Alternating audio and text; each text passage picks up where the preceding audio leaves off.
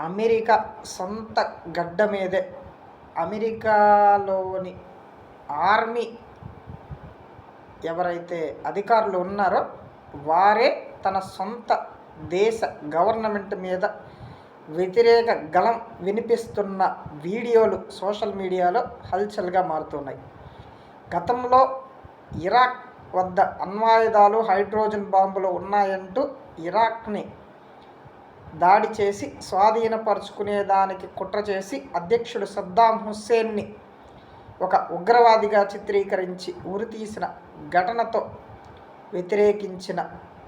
army అధికారులు ప్రస్తుతం అదే ఇరాన్లో కూడా చేస్తున్నారు అంటూ అమెరికా అధ్యక్షుడు తమ అధికారుల మీదే తిరగబడ్డ